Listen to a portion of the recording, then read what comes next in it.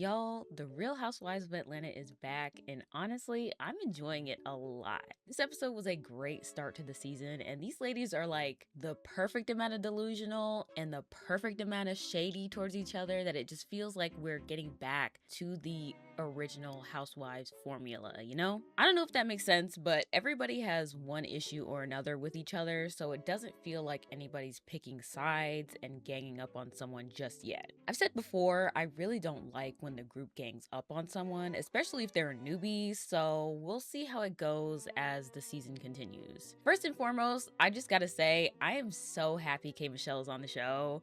I've wanted to see her on this cast for some time now, but I will admit, I'm scared for her. She mentions in the episode that she's had a lot of issues with the city of Atlanta and how people in the city have treated her in the past. And it just scares me because she seems like someone who wants connection with people, but she's been burned so many times in the past. If you followed her throughout her career, you know. And based on the preview packages we see throughout, it seems like she gets into it with Drew, I think. I think it's Drew. One of the ladies later in the season, Kay has an issue with, and I really don't want that for her. But this is Housewives. Conflict is something that you really can't avoid, especially when you're with ladies that are such big personalities. It's bound to happen. I just hope it doesn't deter her from the show and making connections with the other ladies on the cast. But with that, let's get right into the episode. We start off with a little preview of the season and this gorgeous, mysterious beauty getting us started. Turns out it's Cynthia. I'm not gonna lie, when me and my friend were watching it, we thought it was Portia. But Cynthia looked good though. I'm glad she's back as a friend. But we officially kick off the season with Angela at home. Oh God. Why did we have to start off with Angela? Like, I'm not gonna lie to y'all, I do not want to see Angela and Charles at home. I really do not. I think their relationship is weird as fuck. I think he's disrespectful as fuck to her. How they talk about their relationship is so weird, and I'm honestly just over it. They literally start the season arguing over the barbecue. Like, are we serious right now? I really don't like them together at all. They get to eating, and Angela tells her daughter to get something clear for her drink. Charles is like, what the fuck are you talking about? And Angela says if a drink is cloudy, that means it's been drugged. And she says this in response to something Charles said on his relationship podcast. Charles starting this relationship podcast for what reason?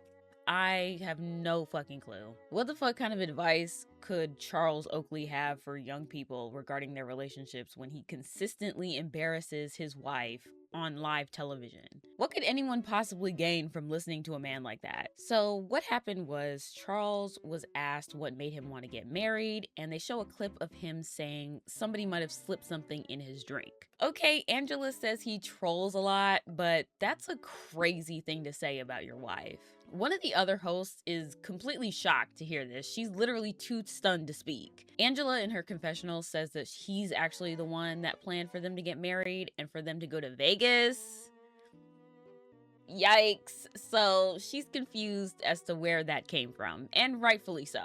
He tries to diminish it by saying, I didn't say you drugged me, referring to Angela, but Angela's like, no, what you said makes it seem like you didn't have a choice in marrying me. And he brushes it off again, saying, well, I apologized to you and I told you about it. So, like, he is truly an asshole. And I really hate that Angela keeps sticking by him when he does this disrespectful ass shit. Because she is the one that has to take the brunt of it from the audience. And I'm including myself in this. I am not exempt. We're all jumping on her about it because this is a weird situation that she's in. And she keeps choosing to stick beside someone that keeps saying weird things about her, and it's disappointing. He's basically telling her to get the fuck over it. And in her confessional after this, she says that she is done shutting down these rumors about her husband, and we flash back to previous conversations of Phaedra not knowing that Charles was married, and Angela talking to Charles about Portia saying that Charles was easy. Angela, you're kind of delusional. We don't know if he's cheating specifically, but we do know he's disrespectful to you. And we can very clearly see that when you two interact and when he's asked questions about you. Would I really be surprised if he's cheating? He's done it before. Isn't that part of their story? He cheated on her in the beginning of their relationship. Maybe I'm remembering wrong, but she forgave him then, so why wouldn't he continue doing that if there's no consequences for it? And for Angela to say that she's done with the rumors, I just feel like I'm just reacting to what has come out publicly. I'm just reacting to what I'm seeing on this show right now. Forgive me if I can see past the happy relationship facade Angela's putting on. No shade, but I do want better for her. I really do.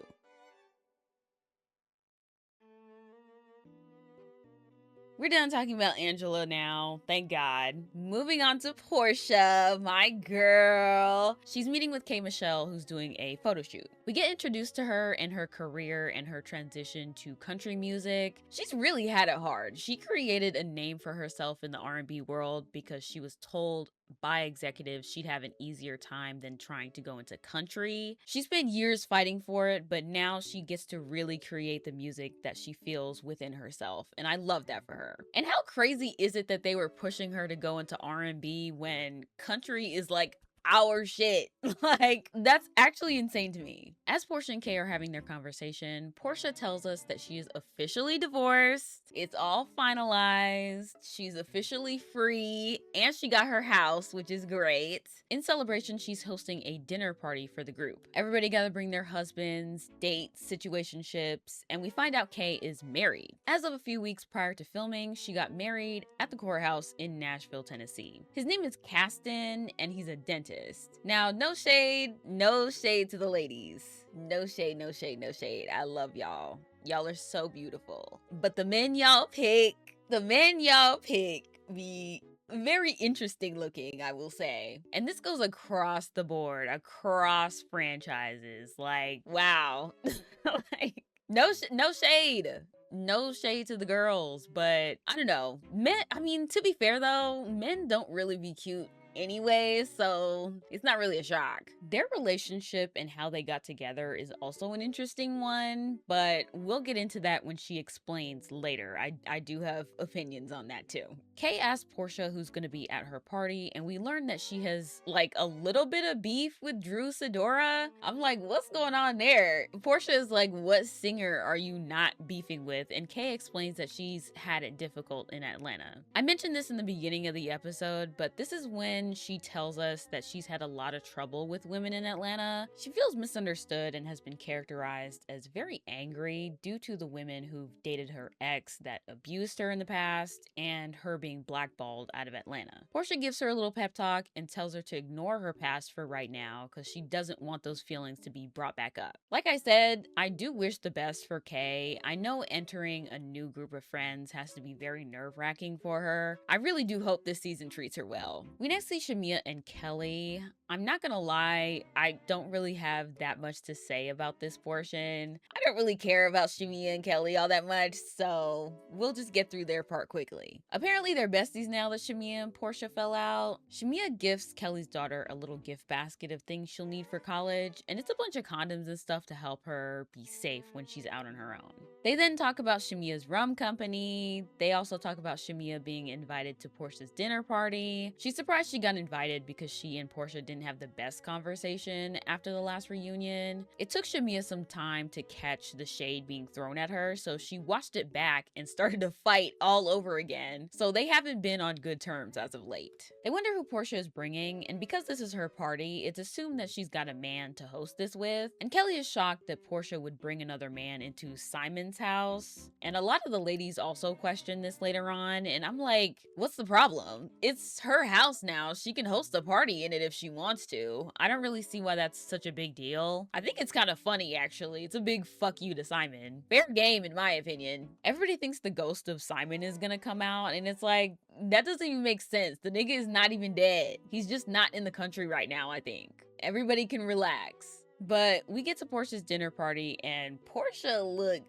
good, okay? Her look is so beautiful. I feel like we need to appreciate a good underboob more. Like, I don't feel like people appreciate that enough. Cynthia shows up first with a doll in her hand to represent her man. And it seems like everybody's kind of doing the same thing. Like, Cynthia doesn't have her man there. Drew doesn't have her man there. I mean, she doesn't really have a man, but she brings Black, the guy she said she wasn't dating last season and couldn't even say his name on the show until now. And just like Angela says, Drew, tell us the truth. Like, we know what it is. She doing all this lying and stuff, and people can see right through it. Angela and Charles show up next. Charles is not wearing black, which was the theme, but whatever. Angela also makes a dumbass joke about Simon haunting the house.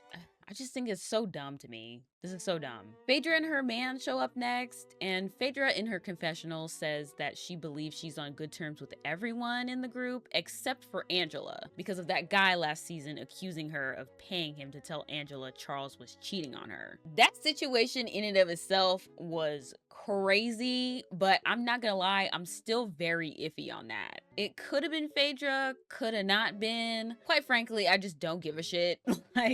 Like I said, I wouldn't be surprised if he was cheating on Angela, so I don't know. K. Michelle and her husband show up next, and she tells us a little more about her relationship. Apparently, she and Kasten have been on and off for years, red flag. They've known each other since she was in 9th grade, red flag. And it's always been a thing where she wanted things to progress to another level, another red flag. She says that in 2024, when she went on Queen's Court, which is another dating show, she was kind of showing him that she does have other options. She wouldn't say that Kasten came to his senses. She admits she fully held his feet to the fire. And honestly, that's another red flag for me. I'm sorry. Like, I don't know. With K. Michelle being who she is and being such a force in the music industry, well, I was going to say it's disappointing to see her have a relationship like this, but I don't really know why I'm surprised. I kind of have to remember that she's a different generation than me, and a lot of older black women are like this about men. She literally went on a whole dating show and reduced that experience to showing this. Be nice. I'm finding it. Let me not be mean. Let me not be mean.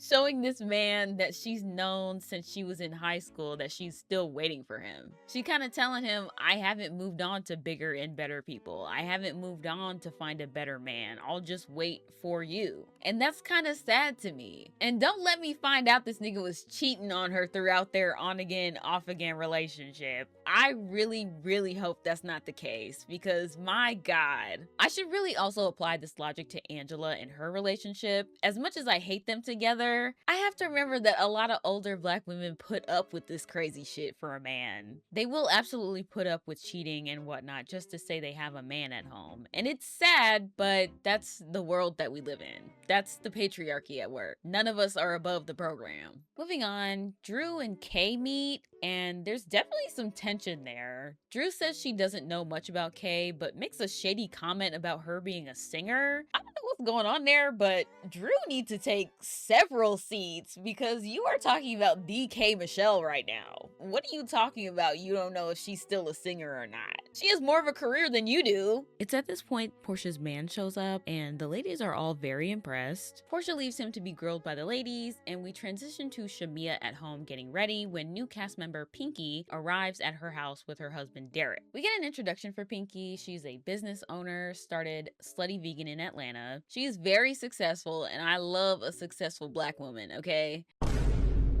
They get their shots going, and I'm just like, y'all are late as hell. That's kind of crazy. Like, everybody's starting dinner by this point. If I was Shamia, I'd be really worried about being late. Like, I know that she and Portia are not cool right now, but her being so late is kind of crazy. We find out why though. Her husband's flight got rerouted, so he won't be able to make it. We then see Kelly and her date show up to the party, also a little late, but she's with some guy named Trey, and Kay is so funny. She's talking about this man gets around. I'm like, oh. Trey is everybody, man.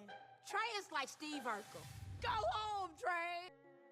Does Kelly know that? Kay is too funny though. I'm just gonna run through this dinner really quickly because there's like little details and stuff that I don't really need to talk about all that much. But we get a little info about Portia and her man. I'm not even gonna hold y'all. I do not know what this man's name is. I do not know. His name really doesn't matter because he does not show up in the next episode, so who really cares? Portia tells everybody they met during the pandemic lockdown, and everybody's like, wait a second, that math is not mathing because you was in a relationship with somebody else during that time. Shamia and Pinky finally get to the dinner party, and Shamia in her confessional says she's nervous, she doesn't know why she's here, and she's scared it's a setup. And I'm just like, okay, if you think this is a setup, why did you come? Nobody was making you come tonight. You could have stayed home if this was the energy you're gonna bring. Portia greets her warmly with a hug, and Shamia is wondering in her confessional if she needs to get ready for Portia to do something to her so she can get out the hug real quick. And I'm just like, I don't know. If you're this on edge, you should have stayed home. But Portia is glad that she showed up regardless. Also, side note, I love this confessional look on Portia. She looks like a Greek goddess. I am so here for it. This has to be one of my favorites of the season so far. I know we just started, but this is definitely one of my favorites. The brown set she had on earlier was also very cute. But continuing on with the dinner party, Pinky goes around the table and meets everyone, and Kelly tells her, I've reached out to you a couple times and you've left me on red. And me and my friend were like, you could not waterboard that information out of us. No shade to Kelly, but that's kind of embarrassing to admit at the dinner table like that in front of everybody. I personally would not have said that, but to each her own. Kelly says that Pinky isn't a girl's girl for doing that, despite them having spoken on panels together. And maybe I'm wrong, but just because y'all have spoken on panels together doesn't mean y'all are friends. Was it rude she didn't respond to you? Yeah, but I wouldn't have brought that up meeting her again. It just feels like fan behavior a little bit. Just a little bit. Just a little bit. The next thing Kelly says is funny though, I can't lie. She showed up with that little netted thing on. I don't know if Biggie thought we were burying Simon or coming to protest for Simon. Like, where are you going?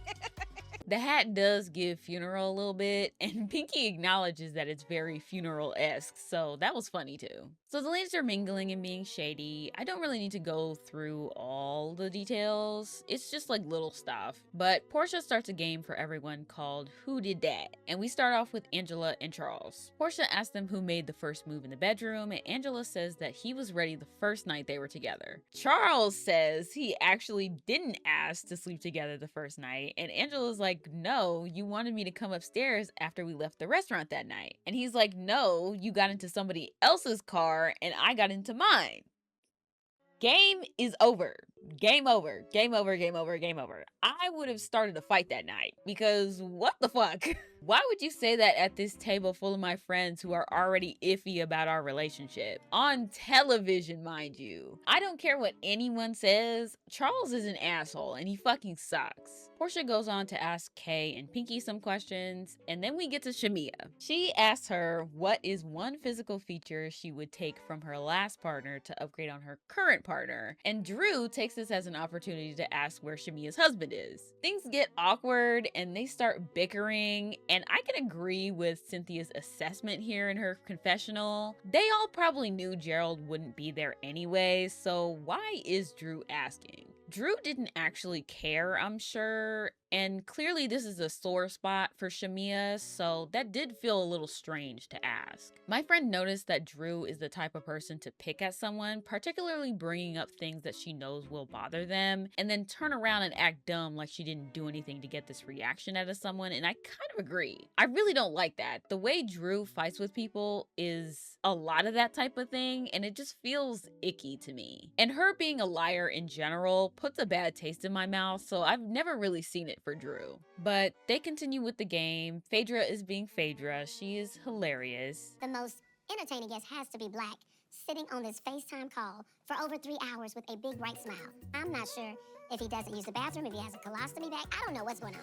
He might be embalmed for all I know. And Pinky asked Portia when was the last time her and her man had been intimate. Kind of a wild question to ask on first meeting everybody, but they say it's been like 9 months, and a little red flag is starting to raise in the back of my head, but they say it's just been a while and they can figure something else out. Portia's sister Lauren is starting to do a little too much because she then says there's an altar behind them and they actually get up to pretend to get married. This is a little too much, but who am I to yuck their yum? They pretend to get married, he pretends to get down on one knee, and a lot is happening right now. A lot is going on. But that's basically where we end the dinner. The men go to roll cigars and the ladies retire to another room to talk. We get a little insight into Portia and Shamia's relationship, and they both agree that their last conversation was good closure for them and they don't have any ill will towards each other. So that's that on that. Cynthia, being messy, then asks Shamia what's the deal with her relationship with Drew. Drew says she doesn't have a problem, that Drew is here and Shamia is there, and Shamia gets a little childish. She does. I have no issue, no problem. You know, I'm here. Shamia's there. Hey everybody, I'm Shamia. I'm there. Nice to meet you. They just got beef. I don't know, y'all. I'm gonna need somebody to remind me what happened between Shamia and Drew, because personally, I don't really care about either of them, so I haven't like paid too much attention to their beef. But somebody remind me in the comments. Portia then mentions that Shamia did apologize to the ladies on YouTube, and they show a little clip of it. To all the ladies on Sweet 16 cast, if I've ever offended you, if I've insulted you, hurt you, in any way, I'm sorry. I will say, if I offended you is not an apology. Let's just start there. If in that sentence tells me that you still don't believe you did anything wrong, and this is kind of just a throwaway apology. This is something you throw out there to get off your back, and not because you actually care that you hurt somebody. Drew starts getting upset because she obviously does not take this apology seriously. In her confessional, she does an interpretation of the apology that feels a little anti-black to me, and she gets upset that Shamia said in the apology she could have gone heavier on Drew during the reunion. Cynthia, trying to be the mediator yet again, asks Shamia if she would like to take Drew aside to talk, and I'm like, girl, hell no. If I don't see it for Drew, I just don't see it for Drew. What the hell I gotta talk to the bitch for? And why Shamia gotta be the one to make amends? I don't exactly remember what happened between them, but why can't Drew take her aside and apologize? Again, somebody's gonna have to remind me what happened between them, because I swear I do not remember at all. Shamia then lets it spill that Drew is fake because she doesn't actually believe Angela about the receipts she brought at the reunion against Phaedra. It's a whole long story, but Angela accused Phaedra of hiring someone to disrupt an event they were all at to tell Angela that Charles was cheating on her. Okay, if your name is Angela, your husband's cheating on you. Somebody in this circle of y'all is not happy with Angela. Phaedra.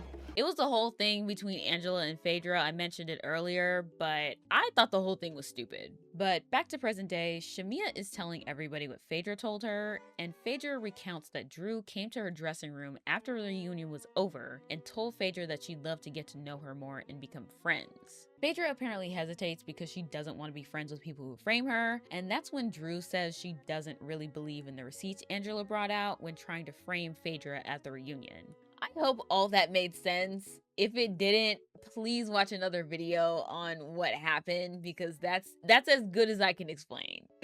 In essence, this whole thing is used as evidence to say that Drew is a fake friend, because Drew was initially on Angela's side when all that went down last year, but she switched up right after the reunion ended because she wanted to be friends with Phaedra. I will admit that is very sus. And it is crazy for Shamia to mention that now. She's kind of acting like the bone collector holding on to that information, but if that's true, it does not look good for Drew.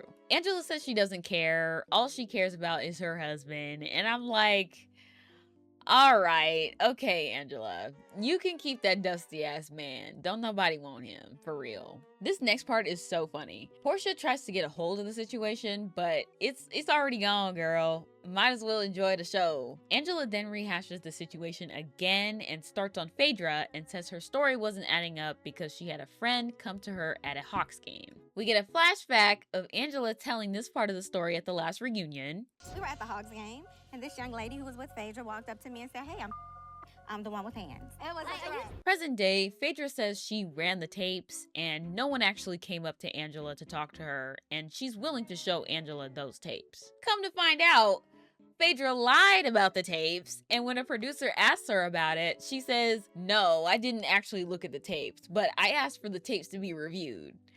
Phaedra, why you lying then? Phaedra and Drew are such different types of liars.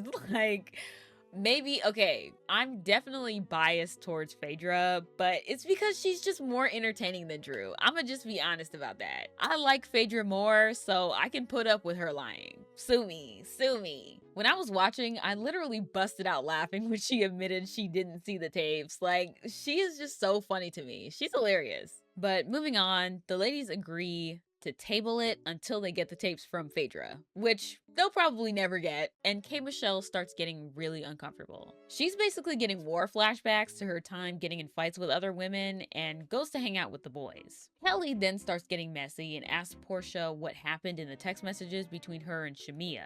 Portia rightfully says it's none of her business and tells Kelly she's doing too much and being antagonistic, which I agree with a little bit. Kelly, you know you just want to be in on the mess. Don't say it's because you're concerned about them and want to see them work it out. Like, I would respect you more if you were just honest about it. These two are also going to have a little spat later on, so we'll get into that when the time comes. So this is basically where the episode ends. Everybody's about to leave, and they gather around for a final speech from Portia's man. He's thanking everybody for coming and thanking Portia for inviting everybody to her home. You know, being gracious. Being a gracious host to everybody. Shamia, Drew, and Kelly all have issues with this, and I'm like, all right. Me and my friend were like, what's the problem? He's standing by his woman and being welcoming to all of y'all right now. Kelly, you got a nigga that's for the streets on your arm. Shamia, your man out in Timbuktu couldn't even make it and didn't tell you until the last minute, making you and Pinky late as fuck. And Drew,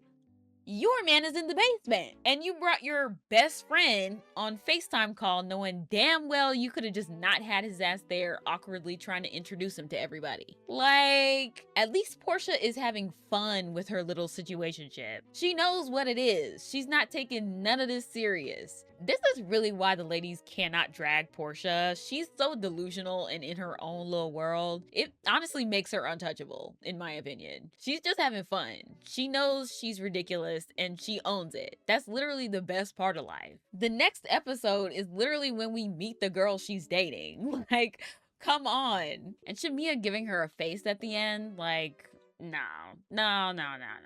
We're not doing that. But this is where we leave the episode. I feel like this is a really great start to the season. I enjoyed this episode a lot. We're getting our beef established. Everybody's a little delusional. Everybody's a little shady. I like the newbies so far. Haven't seen too much of Pinky yet though. I hope to see more of her in the next episode. But yeah, if y'all enjoy this one, please don't forget to give it a like, comment your thoughts down below, and subscribe to the channel. There's more content just like this coming up, so stay tuned.